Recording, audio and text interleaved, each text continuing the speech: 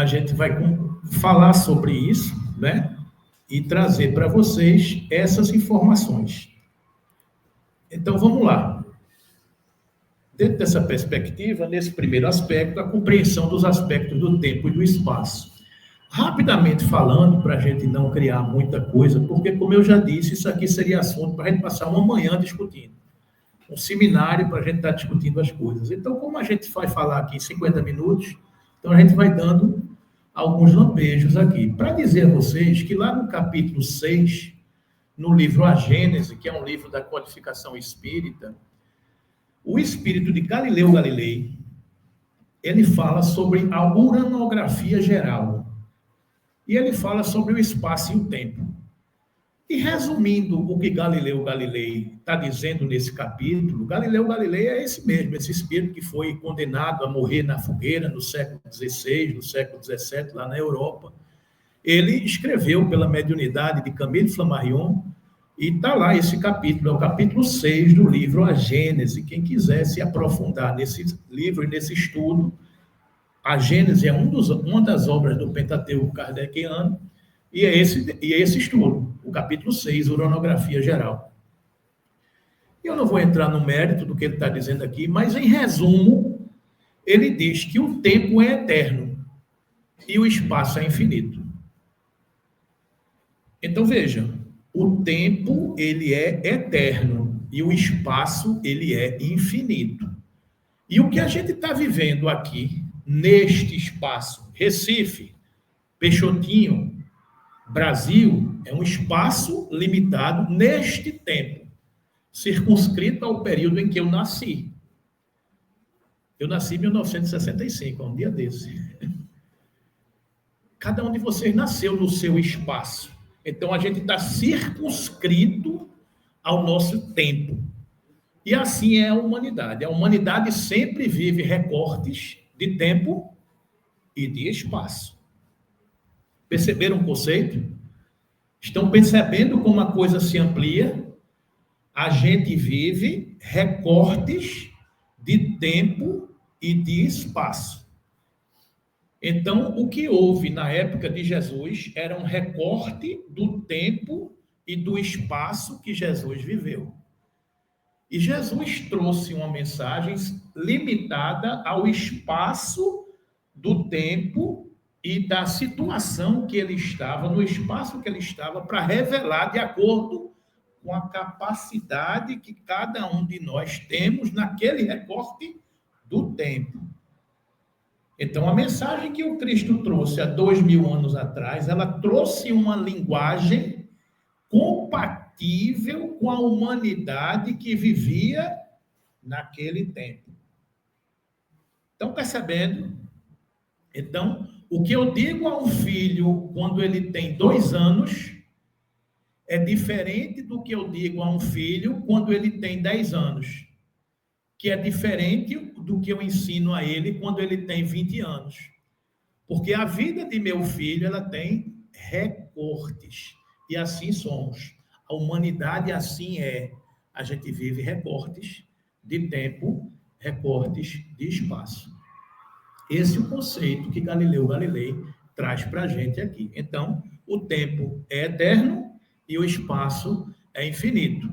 O tempo não começou no berço e nem termina no túmulo. Nós somos viajores, viajores do tempo, viajores do espaço.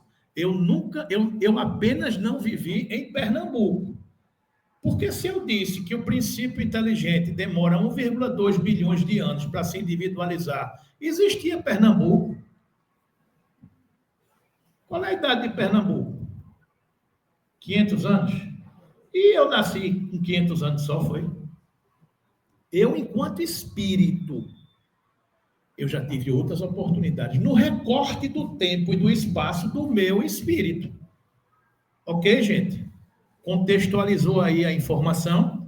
O tempo é eterno e o espaço, ele é infinito. E nós vivemos recortes do tempo, recortes do espaço. A família que eu tenho hoje é um reencontro de almas que se reagrupam no tempo, Olha que conceito maravilhoso. A família que eu tenho hoje é um reagrupamento de almas que se reencontram no tempo. Olha que conceito. O meu filho, o meu irmão, a minha esposa, o meu marido, é uma alma que já viveu em outro recorte de tempo, em outro recorte de espaço, uma outra vivência, uma outra experiência. Comigo ou semigo, gostou da palavra? Como dizia Dedeu, ponta direita do Náutico, em homenagem ao Náutico que vai jogar mais tarde, né? Comigo ou semigo. Já tivemos oportunidades de viver e nos reencontramos com os nossos afetos e com os nossos desafetos. Olha os conceitos. Tempo e espaço, ok? Guardaram? Não é programa de receita não, mas guarda esse conceito aí, guarda que a gente vai usar daqui a pouco, né? Então vamos mais um pouquinho. Sempre estamos dentro de um planejamento maior. Nesse espaço e nesse tempo que a gente está vivendo, nós nunca estamos sós. O alto nunca nos desampara. Perceberam isso? A gente não caminha aleatoriamente, solto, sem guia. Quando a gente vai para um país que a gente não conhece, ou para uma cidade, ou para um estado, o que é que a gente quer? Um guia, não é isso? E enquanto humanidade, a gente precisa de quem para nos mostrar o caminho? Guias. Questão 625 de O Livro dos Espíritos. Quem é o espírito mais perfeito que já passou pela Terra? Jesus. Ele é guia e modelo. Guia é o que vai na frente, é o que conhece o caminho. Eu sou o caminho, a verdade e a vida para Deus. E ninguém vai ao Pai senão por mim. Olha o roteiro. Por que ele tem condições morais de oferecer esse roteiro? Porque ele é o espírito que governa o planeta Terra há 4,6 bilhões de anos, que é a idade do nosso planeta. Foi ele que recebeu a nebulosa solar e disse, vai que a filha é tua. Toma conta desse planeta, da formação desse orbe. Esse é Jesus. É por isso que no livro A Caminho da Luz, o espírito de Emmanuel relata a trajetória desses missionários que mostram a presença de todos eles na história da humanidade. Então, o livro A Caminho da Luz, a psicografia de Chico Xavier, do espírito de Emmanuel, não é uma tentativa de reescrever a história. Não é. É uma demonstração do ascendente espiritual que sempre esteve e sempre está presente na história da humanidade. Porque são guias e são modelos. Sempre presentes na história da humanidade. A humanidade nunca está órfã, nem no tempo e nem no espaço. A humanidade não está órfã na América do Sul, não está órfã na América do Norte, não está órfã na Europa, não está órfã lá na Ásia, na Oceania, nos nossos continentes. Sempre há um coordenador, um guia, uma referência. Quem é o governador espiritual do Brasil? Ismael. É o espírito de Ismael. Então, cada uma dessas localidades tem o seu mentor, o seu guia. Há uma hierarquia no mundo espiritual. Esta obra Caminho da Luz nos fala sobre esse ascendente espiritual que sempre está presente na história da humanidade.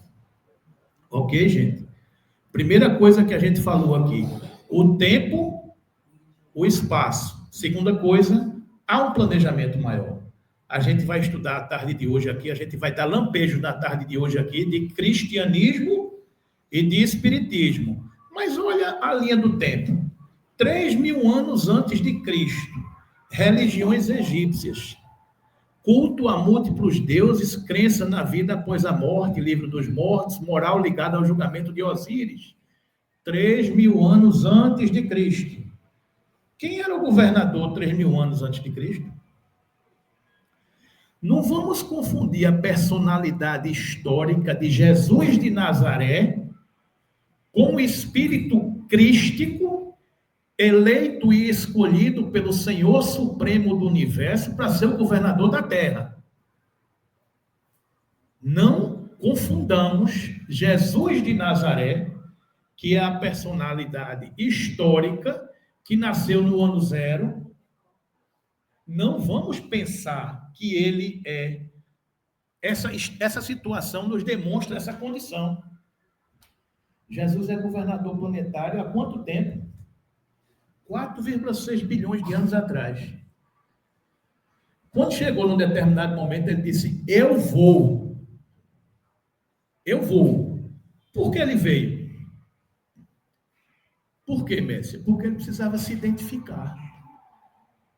Quando a gente fechar os olhos aqui e a gente disser, pense em Jesus, cada um de vocês aqui vai fechar os olhos e vai imaginar aquela figura daquele homem dos cabelos compridos, de barbas, daquele olhar sereno, porque é a imagem que ele queria trazer para a humanidade.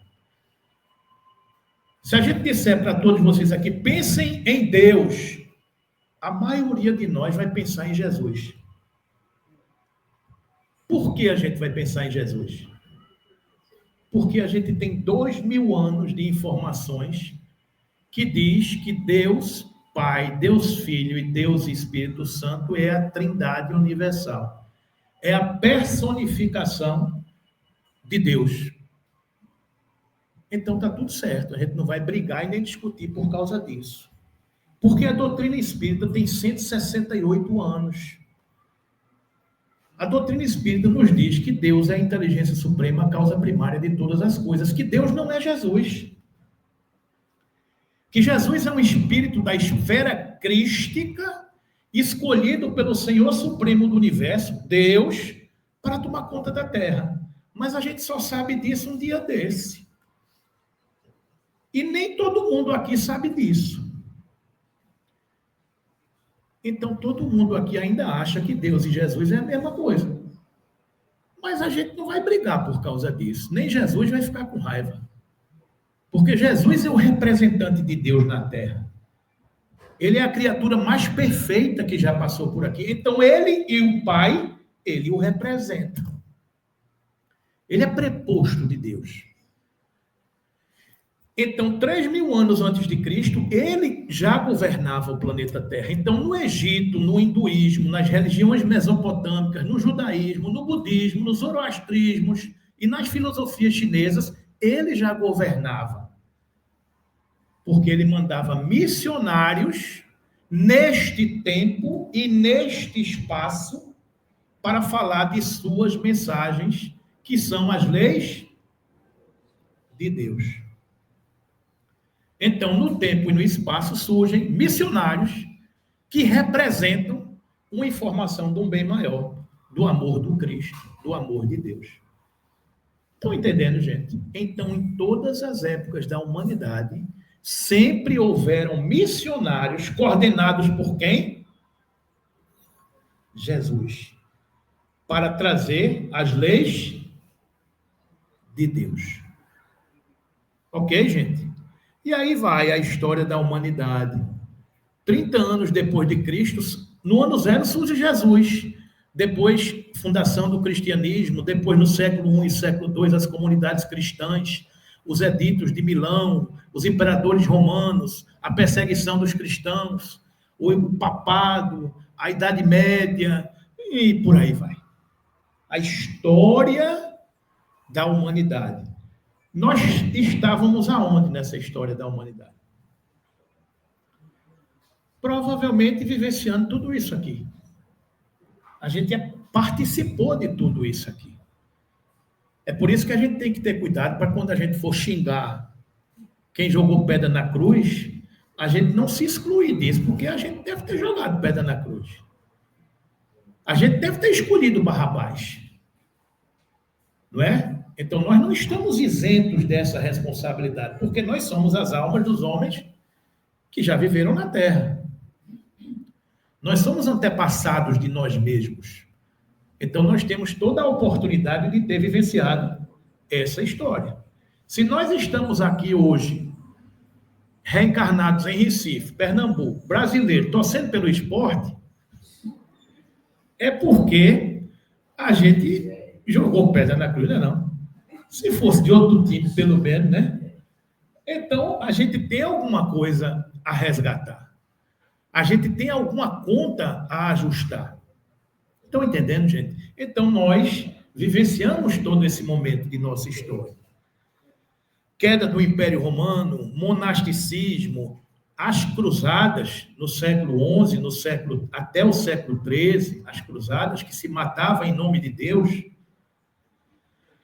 Nos séculos XIV, século XIII e XIV, a questão de Tomás de Aquino, o cisma do Oriente, quando se separou a Igreja Católica Apostólica Romana da Igreja Católica Ortodoxa Romana, da Ortodoxa Católica Apostólica Romana, da Igreja Ortodoxa, isso foi o cisma do Oriente, século XI.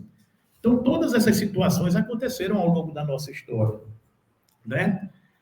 As reformas protestantes que aconteceram no século XVI, Calvino, Lutero, antes dele, o nosso codificador, Allan Kardec, que foi John Hus, que viveu no século XIV, na Tchecoslováquia, na República de Praga, na República da Tchecoslováquia, em Praga, ele era um reformista, porque também era religioso.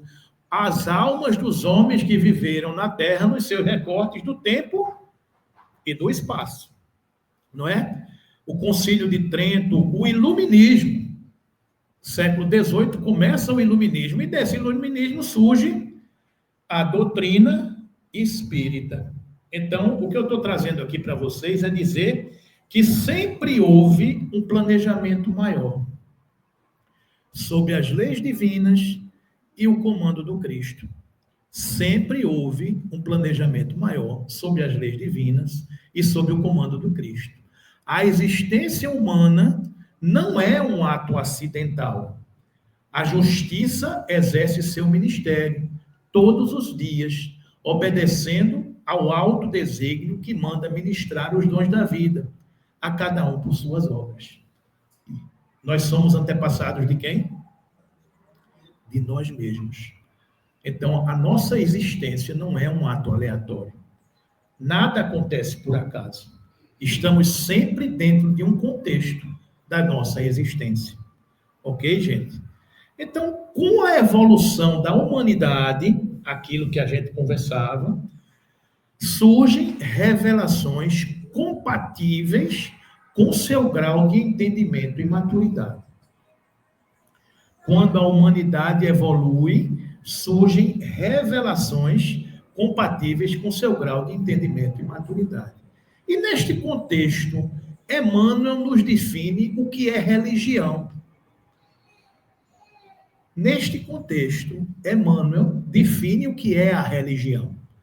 A religião é o sentimento divino que prende o homem ao Criador. As religiões são organizações humanas, são organizações dos homens, falíveis e imperfeitas, como eles próprios, dignas de todo acatamento pelo sopro de inspiração superior que as faz surgir. Fantástica essa reflexão de Emmanuel. Prestem atenção. São como gotas de orvalho celeste, misturada com os elementos da terra em que caíram. Percebam, a gente veio do conceito de Galileu Galilei, de tempo e de espaço.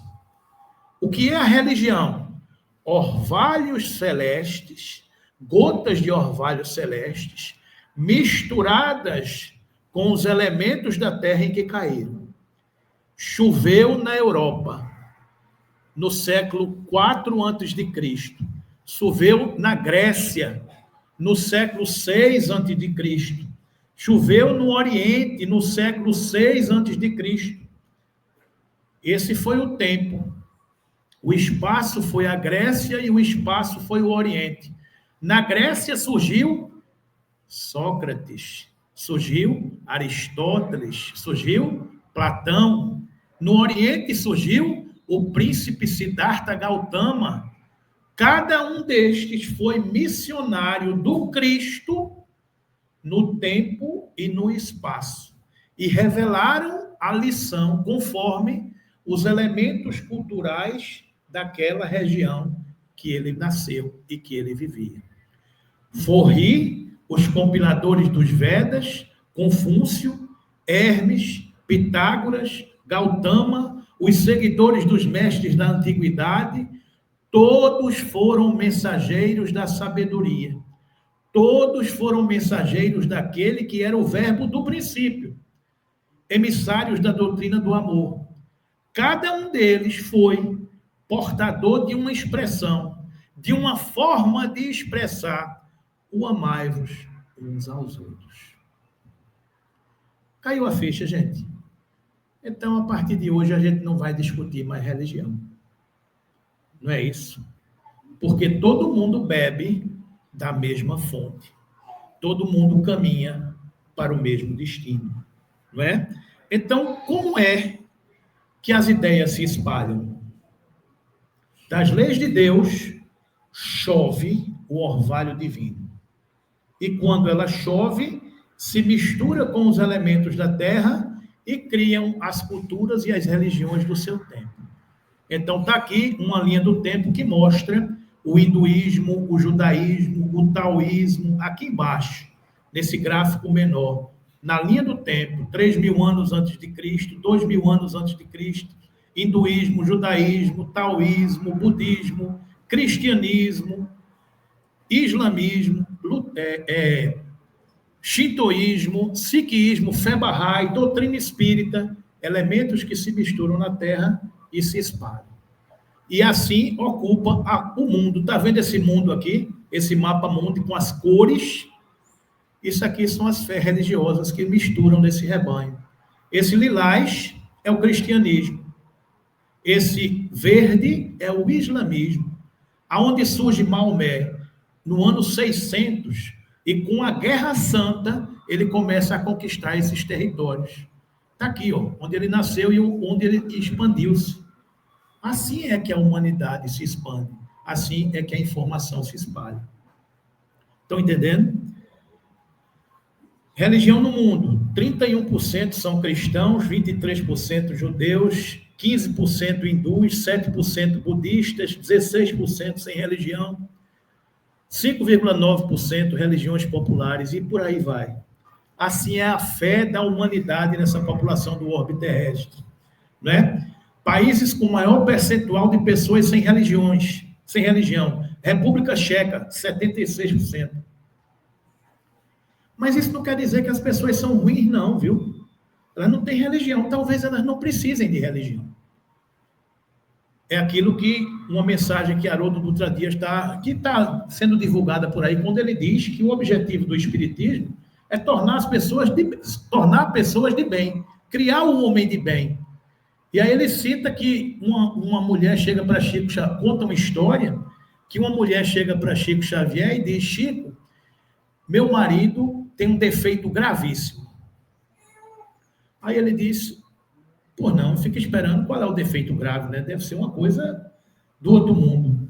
Ela disse: ele é um bom marido, ele é um bom pai, ele é um bom profissional, ele é um bom amigo, é uma pessoa decente, uma pessoa honesta, mas ele não é espírita. Aí Chico disse: minha filha, quer dizer que seu marido é um bom pai, é um bom marido, é um bom irmão, é um bom esposo, é um bom trabalhador, é honesto, é decente. E o defeito dele é não ser espírita? Ela disse: minha filha, ele não precisa do espiritismo. Então, o objetivo do espiritismo, como o objetivo do cristianismo, é tornar as pessoas de bem. Então, tá bom da gente matar em nome de Deus. De dizer: ah, não, se você não é da minha tribo, você não presta. Não, eu sou da tribo de Deus. Eu faço o bem, eu sigo o amor, eu sou de Deus.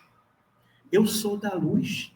É como dizia o Papa Francisco: quem é da luz não fala da sua religião, e sim do seu amor. Está na hora da gente começar a compreender essas coisas, não é? Então, esse orvalho divino é a mensagem de Deus. Qual é a mensagem de Deus? A lei de amor, que quem veio trazer? Jesus, segundo a revelação. Estão entendendo, gente? Então, o fato de não ter religião, religião é coisa de quem? Dos homens. Religiosidade, sim, é como se liga a Deus, né? E por aí vai. E aí, nessa linha do tempo, gente, a gente traz aqui, rapidamente, a questão da linha do tempo das igrejas cristãs. O cristianismo nasceu no ano zero. Ele veio se tornar religião oficial de Roma no século III, no século IV. E por aí ele se caminhou, e houve lá no século XI o cisma do Oriente, vocês estão vendo aqui. E no cisma do Oriente ele caminhou, por um lado, a Igreja Católica Apostólica de Roma, e, por outro lado, a Igreja Ortodoxa, né? Então, aqui embaixo a gente tem a Igreja Ortodoxa, as igrejas não calcedonianas, o nestorianismo. E, do outro lado, você acaba encontrando aqui, no século XVI, a Reforma Protestante.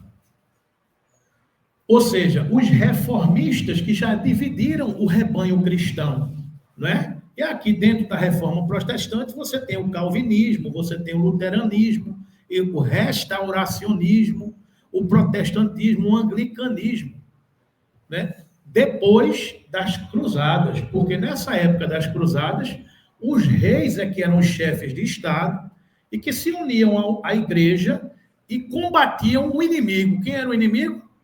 O Islã. Então, as cruzadas era o catolicismo lutando contra o islamismo, matando em nome de Deus. Não é? Então, essa é a batalha que se fazia em nome de Deus. Então, houve essa dificuldade do cristianismo, né? Houve essa dificuldade ao longo do tempo. E é essa linha do tempo que a gente fala aqui, que a gente não vai entrar em muitos detalhes aqui, porque não tem tempo, né? Mas é como a gente caminhou ao longo de toda essa humanidade. E aí a gente não vai entrar no mérito que se no século XV, no século XIV, a gente olhava para a Europa e dizia, o território da Europa não está muito propenso para que a mensagem do Cristo prospere. Por tudo que a gente fez na Europa. A gente matou em nome de Deus, a gente mentiu, a gente traiu, a gente fez um bocado de coisa. Aí houve houve a decisão de um planejamento maior de transportar a cruz do Evangelho para o Brasil.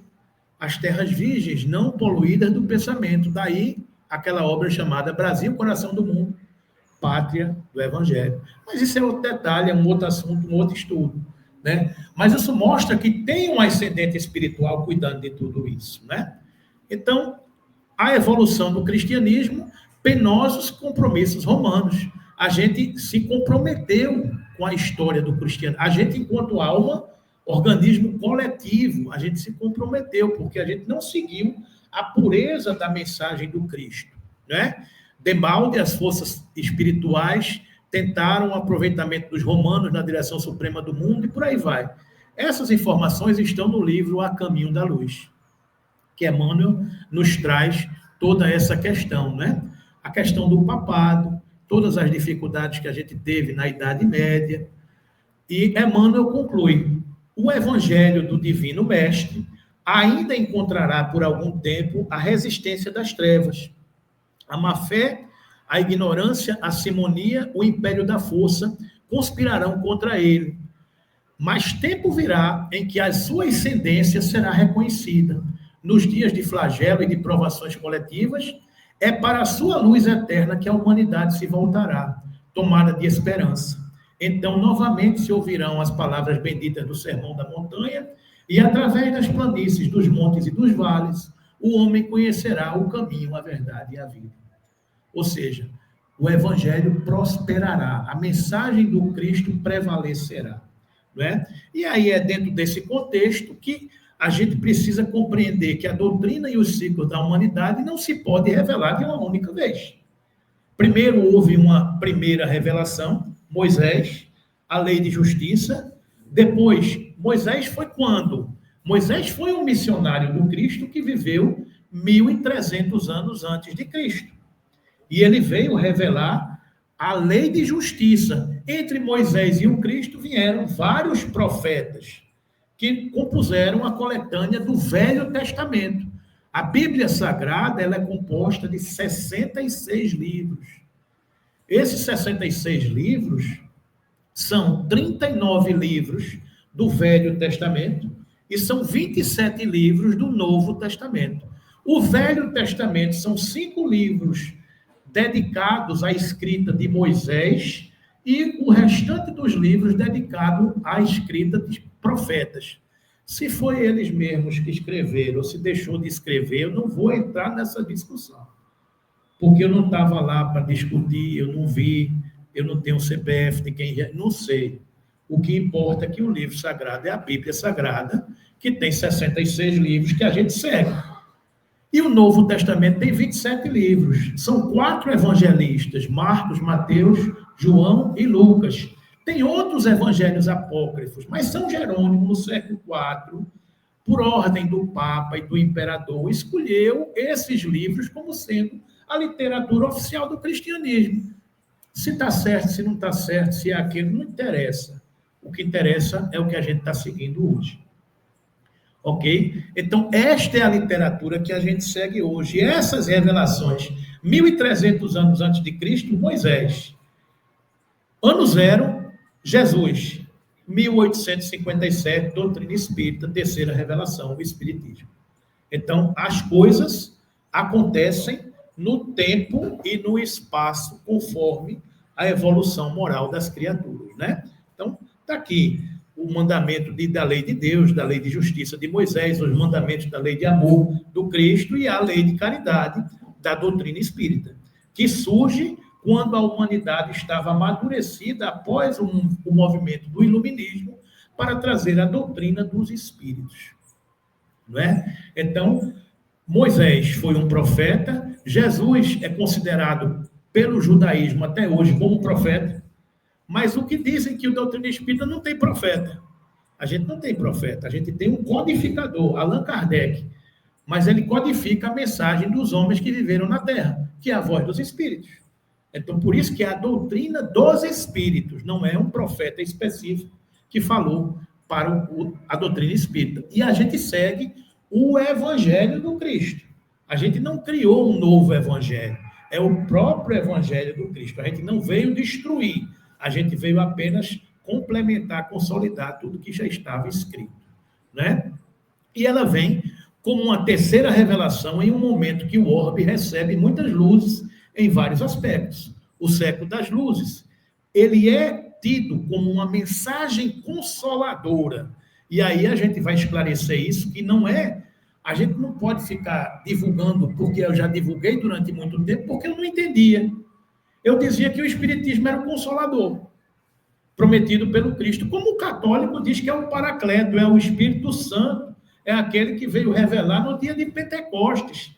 A gente não vai brigar, principalmente se for no almoço de dia de domingo, onde tem um católico e tem um espírita, que vão estar discutindo. Não, o Consolador é o Paracleto, é o que veio no dia de Pentecostes, é o Espírito Santo.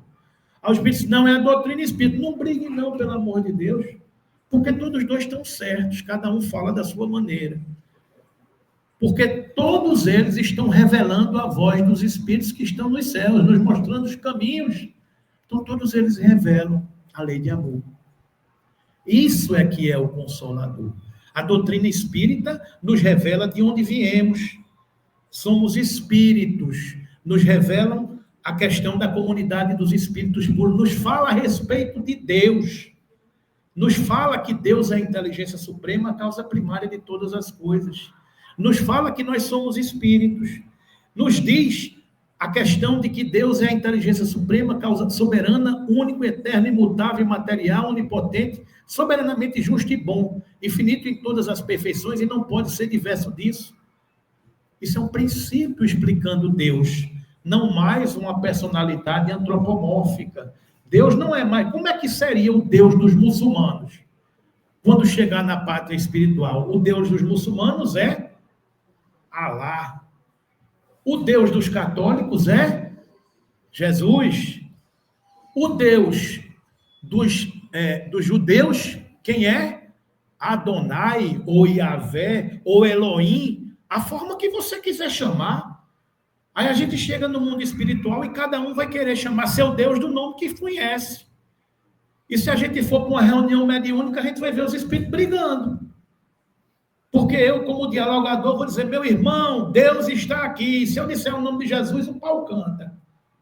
Mas Jesus não é Deus, Deus é Alá. E Maomé é seu profeta. Se eu estiver falando com um judeu, ele vai dizer, Deus é Deus. Mas Moisés é o seu profeta. Deus é Adonai. Deus é Elohim. Deus é Yahvé. A gente vai batizar com o nome que a gente quiser. Vocês estão entendendo, gente?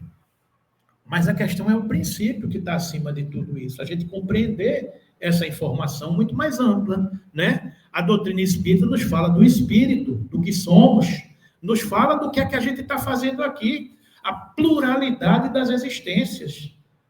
Nos fala da pluralidade dos mundos habitados. Os diversos orbes que existem no universo. Nós moramos em um planeta de um sistema solar, das 400 a 600 bilhões de sistemas solares que existem na nossa galáxia, que é uma das 2 trilhões de galáxias que existe no universo que a gente conhece. Agora repitam o que foi que eu disse. Nós somos um planeta dos 8 que giram em torno de uma estrela, que é uma das estrelas das 400 a 600 bilhões de estrelas que a ciência estima que existe na nossa galáxia, a Via Láctea, que é uma das galáxias, das 2 trilhões de galáxias que estima-se que existe no universo, que estima-se que é um universo que se expande, que já se fala na teoria do multiverso. O James Webb, que é o telescópio que está aí viajando, vai desmistificar e desdizer tudo isso que a gente está dizendo. Isso que eu estou dizendo aqui pode ser que segunda-feira não valha nada, porque mudou. Mas o que é importante é dizer que tudo no universo é vida, e que toda parte há vida, e que Deus se manifesta através dos homens, dos espíritos. A inteligência se manifesta através da matéria, quando o mundo for materializado. O que importa são esses conceitos. Quando a gente for evoluindo, a gente vai aprendendo e entendendo melhor. Então, este conceito de Deus, de espírito, pluralidade das existências, pluralidade dos mundos habitados e comunicabilidade dos espíritos, estes são consoladores. Estes estão nas leis de Deus. Estes é que consolarão o mundo. Porque esta revelação, meus irmãos, estão nas leis naturais. E é a principal contribuição. E todos chegarão. Todas as crenças falarão a mesma coisa. Questão 798 do Livro dos Espíritos. O Espiritismo se tornará crença comum ou continuará sendo professado apenas por algumas pessoas? Resposta. Certamente ela se tornará crença comum. Crença comum. Os espíritos não estão falando de religião comum.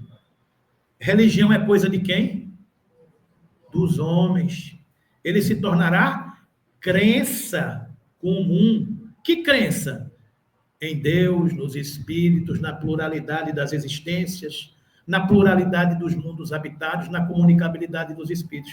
Essa é a crença. Ela estará presente em todas as religiões, em todas as filosofias, e a ciência descobrirá. Porque assim será a revelação da verdade. O Consolador, que ficará conosco para sempre. Estão entendendo, gente? Ele se fará pela força das coisas, porque há de se tornar uma necessidade para que se estreitem os laços da fraternidade entre as nações, far-se-á pelo desenvolvimento da razão humana, que as tornará apta a compreender a puerilidade de todas as dissidências, pelo progresso das ciências, a demonstrar cada dia mais os erros materiais sobre que tais dissidências assentam e a destacar pouco a pouco das suas fiadas as pedras estragadas, demolindo das religiões, que é obra dos homens, e fruto de sua ignorância das leis da natureza, a ciência não poderá destruir, malgrado a opinião de alguns, o que é obra de Deus, a eterna verdade. Estão entendendo, gente? É simples assim, né? Aí o espiritismo vai ser a religião do mundo. Alguns números para a gente refletir.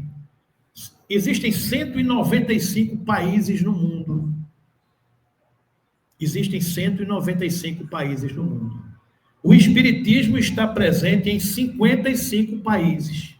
Ou seja, a gente está presente em 25% dos países do mundo. Sabe quantas casas espíritas existem no mundo? Não sei se você está conseguindo ver aí, mas tem 12 mil casas espíritas. 12 mil casas espíritas no mundo. Sabe quantas estão fora do Brasil? 740. Aí vocês acham que o espiritismo vai fazer com que a humanidade, em plena época de transição, vai tornar todo mundo espírita? Não, gente. Há um planejamento maior. Sabe quantas casas espíritas existem na França? Que foi onde Kardec nasceu? Dá para filar aí? Estão vendo? O foco está meio ruim, mas são 15. São 15 casas espíritas. Essas casas espíritas que existem no resto do mundo são formadas por pessoas de outra nacionalidade? Não, é tudo brasileiro que mora lá. Porque o Brasil é o coração do mundo, é a pátria do Evangelho. Então, são os brasileiros que se mudam para esse país. Claro que tem um ou outro país que acabam se tornando aquela nacionalidade e tornando-se espírita, mas a maioria é brasileira, que foi para lá e que levou a mensagem espírita. Estão entendendo, gente? Sabe o que é que vocês estão fazendo aqui? Vou revelar. Sabe o que é que vocês estão fazendo aqui? Vocês não são espíritas, não estão se dizendo espírita. Tem alguém aqui pela primeira vez? Não? Todo mundo aqui é veterano, que coisa boa. Sabe o que é que vocês estão fazendo aqui? Aprendendo os conceitos da doutrina espírita. A existência de Deus, a existência dos espíritos, a pluralidade das existências, a pluralidade dos mundos habitados e a comunicabilidade dos espíritos. Sabe para quê? Para que isso fique assentado e materializado nos seus espíritos. Sabe para quê? Para quando vocês forem planejar a sua próxima encarnação daqui a 50, 100 anos, vocês reencarnarem nestes outros locais, levando a mensagem consoladora no seio de todos esses movimentos religiosos, filosóficos e científicos. Compreenderam? A mensagem está dentro de cada um. A semente está dentro de cada um. Os espíritos espíritas estão em toda parte. Estão compreendendo, gente? O espiritismo não é a religião do futuro, mas é o futuro das religiões. Já dizia Leon Denis. Não entendamos que o espiritismo, enquanto doutrina, religião, ocupará lugar único entre as nossas religiões, ciências e filosofias, mas que seus princípios, por serem as revelações das leis naturais, passem a ser percebidos por todas as correntes do pensamento humano, de uma forma tranquila e inquestionável. A gente falou aqui dos princípios espíritas, não foi? A existência de Deus é um princípio espírita.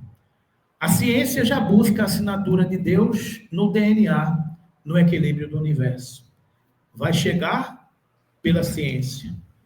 A existência dos espíritos, nas experiências de quase morte, as teses e pesquisas acadêmicas, a obsessão espiritual passou a ser oficialmente aceita pela medicina como possessão e estado de transe, item F44.3 do CID-10, Código Internacional de Doença.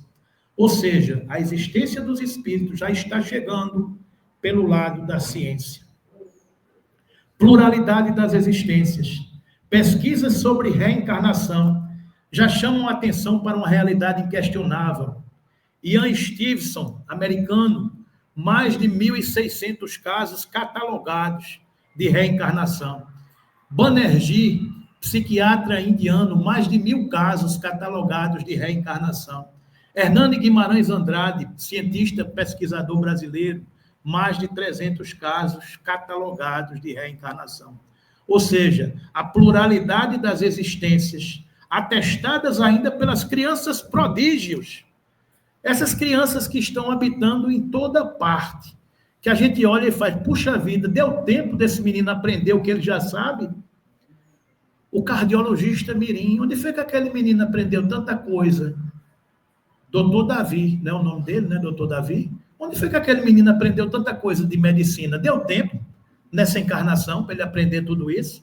Então, isso vai atestando a reencarnação, não é? Pluralidade dos mundos habitados. As pesquisas da NASA começam a dar notícia de um universo muito mais amplo e com possibilidades de vida como na Terra, cada vez mais patentes. A ciência vai chegando, não é? Comunicabilidade dos espíritos, a questão da parapsicologia forense. Ou seja, lá nos Estados Unidos, os médiuns muitas vezes são requisitados para falar alguma coisa sobre o processo. Aqui no Brasil já houve casos semelhantes, quando Chico Xavier recebeu uma informação de um espírito que foi assassinado e ele veio dizendo que não foi assassinado, que foi um acidente. E a justiça considerou essa informação como verdade e liberou o paciente, liberou o réu. Então, a ciência vai atestando os princípios espíritas, vai chegando por um outro lado, né? E esta metodologia para a revelação da doutrina espírita também seguiu um caminho, né? Eurípides Bassanufo, no livro chamado... cadê o nome do livro aqui? Atitude de Amor, pela psicografia de Cícero Pereira e Hernance Dufour. Foram os espíritos que falaram sobre isso. Eles revelaram o seguinte: primeiros 70 anos do espiritismo constituíram o período da consagração das origens. Ou seja, primeiros 70 anos, o espiritismo surge em 1857. 70 anos, terminou com o ano, mais ou menos 1925. Seria o período da consagração dos fenômenos. Falar da existência dos espíritos. Primeiro portal, 70 anos, mostrar que os espíritos existiam. Segundo portal, mais 70 anos, 1925 ao final do século, ao final do ano passado. Falar a proliferação da mensagem. Ou seja, a difusão das casas espíritas, a difusão do conteúdo espírita, a presença de Chico Xavier com a psicografia de mais ou menos 450 obras complementares, um planejamento para que as coisas fossem difundidas. E a terceira fase é a época da atitude, a que nós estamos vivendo agora, de mais 70 anos, da consolidação da informação espírita, para a gente não mais estar divulgando o espírita com palestra, mas está divulgando o espiritismo com atitude. É o período de não mais falar, mas é o período de agir, é o período de fazer, é o período de aferir valores, é o que a gente está fazendo aqui, né? Todo velório que a gente vai, alguém chega e faz, fulano, tu não é espírita, diz alguma coisa. Todos nós que somos espíritas, quando a gente chega no velório, fulano, você vai, me diga alguma coisa, por favor, fale alguma coisa, porque a gente tem a obrigação de consolar. Porque a gente já tem essas informações, nós estamos sendo habilitados e preparados para dar notícia, para colocar essas informações. É tempo dessa aferição de valores. O momento difícil e desafiador que a gente está passando. Sempre houveram momentos difíceis e desafiadores, mas a gente nunca esteve órfãos. É isso que a gente está estudando aqui. E é aquilo que Chico Xavier pediu, uma mensagem, quando estava muito difícil para ele. Ele pediu que a Maria que lhe mandasse um consolo, mandasse uma informação. E Celina, uma emissária de Maria, foi perguntar a Maria o que é que podia dizer a Chico. E depois, de vez em quando, Chico perguntava a Emmanuel, e aí, Celina já apareceu? E aí, Celina já apareceu? E quando foi um dia, Emmanuel disse, olha, Celina veio aqui, veio te dar um recado.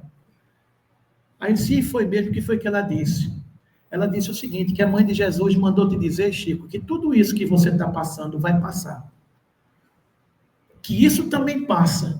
Então, este recado de Celina, que veio de Maria, também serve para cada um de nós. Tudo isso que a gente está passando, os desafios, as dificuldades, os problemas, os pendores, vão passar. Porque até aqui nos ajudou o Senhor, e não é agora que Ele vai nos abandonar. Não é? Então, isto atesta o cristianismo e se atesta a doutrina espírita, não é, meus irmãos? Então, está aí. Oi. Quando você fala esse slide anterior, é numa obra específica? Hernandes Dufour, Atitude de Amor. Depois eu lhe mando esse livrinho. Então, o período da maioridade está aí, 1860 a 1930, a organização das bases, 1930 a 2000, a difusão, 2000 a 2070, a maioridade das ideias espíritas. Então, está aí o planejamento da divulgação da ideia espírita, né? Para concluir, meus irmãos, de toda essa passagem que a gente deu aqui na linha do tempo, há uma profunda relação entre o espiritismo e o cristianismo. A doutrina codificada por Allan Kardec não surge como uma nova religião, mas como uma nova revelação, trazendo o cristianismo primitivo, restaurando o espírito da mensagem do Cristo, livre de deturpações e formalismo do homem, acumulados ao longo dos séculos. Então, muitas vezes, ao longo dos séculos, o Estado se uniu com a igreja daquele tempo, que todos nós estávamos lá, e criaram as conveniências e deturparam a mensagem primitiva do Cristo. O movimento da reforma foi uma tentativa de exatamente tirar essas impurezas que entenderam que existiram na deturpação da mensagem original do Cristo. Então, há uma profunda aproximação do cristianismo e do espiritismo por ser uma tentativa de resgatar o cristianismo primitivo, aquele puro dos primeiros tempos, né? O cristianismo primitivo era marcado pela fraternidade universal, simples prática do bem, igualdade moral. Com o tempo, institucionalizou-se, sofrendo influências políticas e dogmáticas. A mensagem espírita como consolador prometido, conforme o Evangelho de João, o Cristo prometeu o Consolador, que ensinaria todas as coisas e relembraria os seus ensinamentos. O Espiritismo, por ser uma revelação das leis naturais, traz esta mensagem consoladora, esclarecendo e ampliando a mensagem do Evangelho. É aquilo que a gente falava agora há pouco. A mensagem da doutrina espírita que é consoladora, né? Os princípios comuns entre Espiritismo e Cristianismo: Deus como Pai soberanamente justo e bom, a imortalidade da alma, a lei de amor, a prática da caridade, responsabilidade moral individual, a formação do homem de bem. Convergimos em todos esses conceitos, né? Algumas diferenças de abordagem. O cristianismo tradicional baseia-se na autoridade eclesiástica e na tradição, enquanto o espiritismo valoriza a fé raciocinada, aberta ao progresso do conhecimento humano. A missão do espiritismo: esclarecer pela razão e pela investigação espiritual, educar e transformar moralmente a humanidade, formar o homem de bem, o que segue a lei de justiça, de amor e de caridade. O reencontro com Cristo. Pois não, meu irmão? Fala um pouco sobre caridade. Isso é muito importante. Deixa eu só concluir aqui por causa do relógio, que são 5 horas, aí depois eu falo com o senhor especificamente aí. A caridade é o amor em movimento. A caridade é o exercício do amor. A caridade é pegar o amor que tem dentro de você, entrar pela cabeça, ficar no coração e escorrer pelas mãos. A caridade é a oportunidade que você tem de servir ao mundo sem ser do mundo. A caridade é a oportunidade que você tem de olhar o outro e sentir a dor do outro. É a maneira que você tem de exercitar o amor presente nas nossas vidas. Mas isso se eu falasse a língua dos homens, se eu falasse a língua dos anjos e não tivesse caridade, eu seria como o sino que retoa e que bate. De nada valeria se eu não tivesse caridade. É mais ou menos por aí. Isso é a carta de Paulo aos Coríntios, quando ele fala da importância da caridade para a humanidade, né? Então, o Espiritismo, na base, segue a lei de justiça, de amor e de caridade. O reencontro com Cristo. O Espiritismo e o cristianismo, em essência, são faces de uma mesma luz. São faces de uma mesma luz. Ambos se unem no convite eterno do amai-vos uns aos outros. Na base, a lei de justiça, a primeira revelação. Na sequência, a lei de amor, a segunda revelação. E, por fim, a vivência da caridade, a terceira revelação. Então, uma definição do homem de bem é aquele que segue a lei de justiça, de amor e de caridade. Lei de justiça, primeira revelação. Lei de amor, segunda revelação. Lei de caridade, terceira revelação. Nós somos essas almas que vamos viajando e aprendendo tudo isso, né? o período da maioridade. Resumindo, atestar a vitalidade dos postulados espíritas como alavanca de transformação social e humana. Novos rumos para o bem do homem através da mudança do próprio homem. Conduzir a coletividade espírita, criando entre nós o período da atitude. O velho discurso sem prática deverá ser substituído por efetiva renovação pela educação moral. A etapa é a etapa da fraternidade, na qual a ética do amor será eleita como meta essencial e a educação como passo seguro na direção de nossas finalidades. Jesus definiu seus discípulos por muitos se amarem. O Espírito de verdade assinalou: amai-vos e instruí-vos, como plataforma do verdadeiro Espírita. E esses ensinos deverão constituir a base do programa transformador para nossas metas ante a nova era. As ideias, Kardec pergunta: por que os Espíritos não ensinaram em todos os tempos o que ensinam hoje? Resposta: não ensinais às crianças o que ensinais aos adultos, e não dais ao recém-nascido um alimento que ele não possa digerir. Cada coisa tem o seu tempo, não é? Então, meus irmãos, é nascer, viver, renascer ainda, nascer, viver, morrer, renascer ainda e progredir sempre. Tal é a lei. Somos espíritos avançando da terceira ordem dos espíritos imperfeitos para a segunda ordem dos bons espíritos, para chegar na primeira ordem dos espíritos puros.